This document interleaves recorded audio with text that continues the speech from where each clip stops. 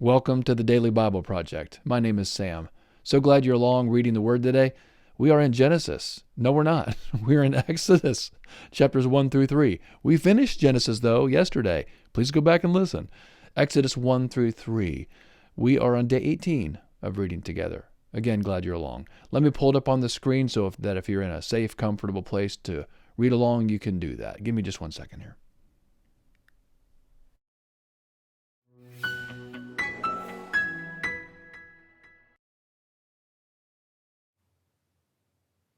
Exodus 1. Now these are the names of the sons of Israel who came into Egypt. Every man and his household came with Jacob: Reuben, Simeon, Levi, and Judah, Issachar, Zebulun, and Benjamin, Dan and Naphtali, Gad and Asher. All the souls who came out of Jacob's body were 70 souls, and Joseph was in Egypt already. Joseph died, as did all his brothers, and all that generation. The children of Israel were fruitful, and increased abundantly, and multiplied, and grew exceedingly mighty, and the land was filled with them. Now there arose a new king over Egypt, who didn't know Joseph. He said to his people, "Behold, the people of the children of Israel are more and mightier than we. Come, let's deal wisely with them, lest they multiply, and it happen that when any war breaks out, they also join themselves to our enemies and fight against us, and escape out of the land." Therefore they set taskmasters over them to afflict them with their burdens. They built storage cities for Pharaoh, Pithom and Ramses. But the more they afflicted them, the more they multiplied, and the more they spread out. They started to dread the children of Israel.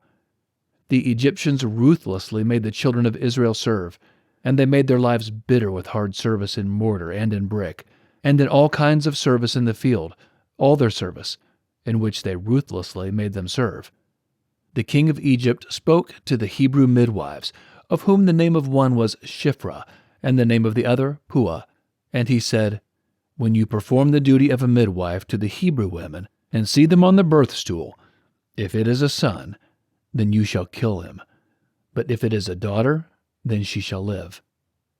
But the midwives feared God, and didn't do what the king of Egypt commanded them, but saved the baby boys alive. The king of Egypt called for the midwives, and said to them, "Why have you done this thing and saved the boys alive?"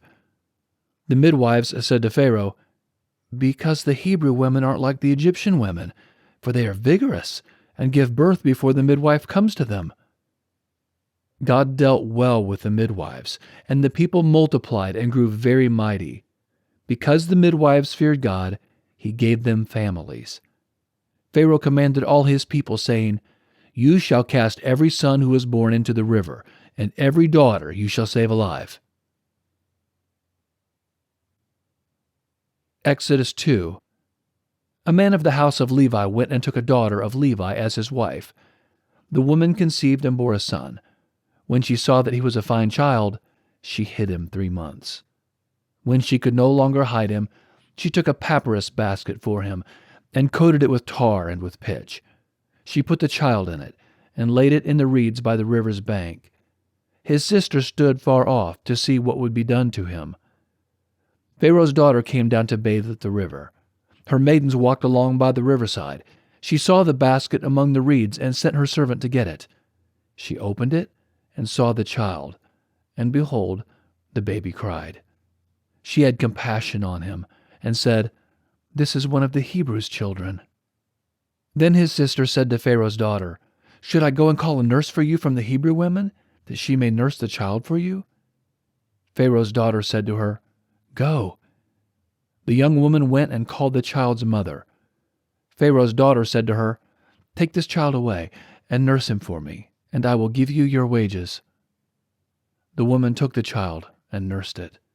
The child grew, and she brought him to Pharaoh's daughter, and he became her son.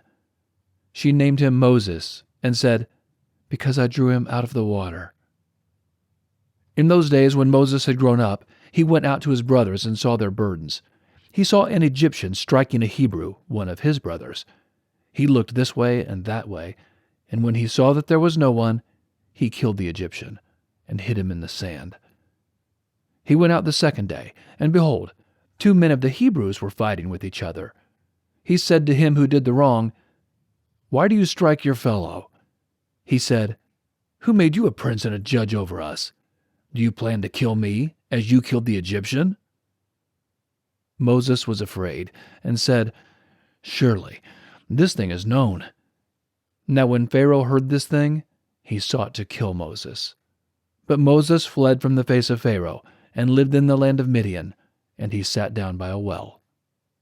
Now the priest of Midian had 7 daughters. They came and drew water, and filled the troughs to water their father's flock.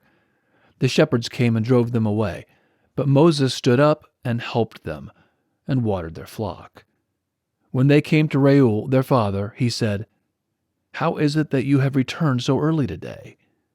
They said, "An Egyptian delivered us out of the hand of the shepherds, and moreover, he drew water for us, and watered the flock." He said to his daughters, "Where is he? Why is it that you have left the man? Call him, that he may eat bread." Moses was content to dwell with the man. He gave Moses Zipporah, his daughter. She bore a son, and he named him Gershom, for he said, "I have lived as a foreigner in a foreign land." In the course of those many days the king of Egypt died, and the children of Israel sighed because of the bondage, and they cried. And their cry came up to God because of the bondage. God heard their groaning, and God remembered his covenant with Abraham, with Isaac, and with Jacob. God saw the children of Israel, and God understood. Exodus 3. Now Moses was keeping the flock of Jethro, his father-in-law, the priest of Midian, and he led the flock to the back of the wilderness, and came to God's mountain, to Horeb. Yahweh's angel appeared to him in a flame of fire out of the middle of a bush. He looked, and behold, the bush burned with fire, and the bush was not consumed. Moses said, "I will go now and see this great sight, why the bush is not burned." When Yahweh saw that he came over to see, God called to him out of the middle of the bush, and said, "Moses, Moses."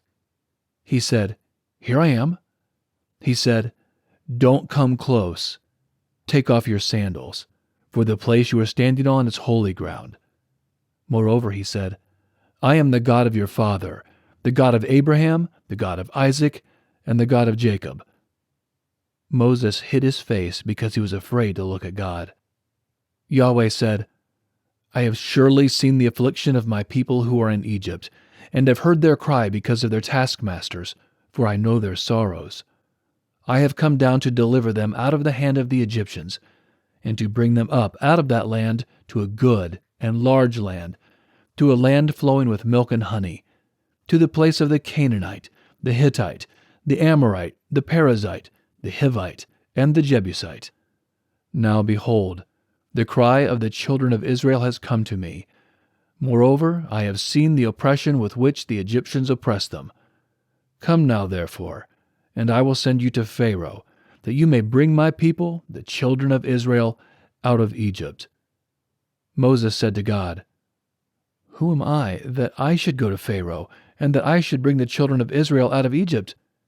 He said, "Certainly I will be with you. This will be the token to you, that I have sent you. When you have brought the people out of Egypt, you shall serve God on this mountain." Moses said to God, "Behold, when I come to the children of Israel and tell them, 'The God of your fathers has sent me to you,' and they ask me, 'What is his name?' what should I tell them?" God said to Moses, "I am who I am." And he said, "You shall tell the children of Israel this, 'I am has sent me to you.'" God said moreover to Moses, "You shall tell the children of Israel this, 'Yahweh, the God of your fathers, the God of Abraham, the God of Isaac, and the God of Jacob, has sent me to you. This is my name forever, and this is my memorial to all generations. Go and gather the elders of Israel together, and tell them, Yahweh, the God of your fathers, the God of Abraham, of Isaac, and of Jacob, has appeared to me, saying, I have surely visited you, and seen that which is done to you in Egypt. I have said, I will bring you up out of the affliction of Egypt to the land of the Canaanite, the Hittite, the Amorite, the Perizzite, the Hivite, and the Jebusite, to a land flowing with milk and honey. They will listen to your voice. You shall come, you and the elders of Israel, to the king of Egypt, and you shall tell him, Yahweh, the God of the Hebrews, has met with us. Now please let us go 3 days' journey into the wilderness, that we may sacrifice to Yahweh our God. I know that the king of Egypt won't give you permission to go. No, not by a mighty hand. I will reach out my hand and strike Egypt with all my wonders which I will do among them, and after that he will let you go. I will give this people favor in the sight of the Egyptians, and it will happen that when you go, you shall not go empty-handed, but every woman shall ask of her neighbor, and of her who visits her house, jewels of silver, jewels of gold, and clothing. You shall put them on your sons and on your daughters. You shall plunder the Egyptians.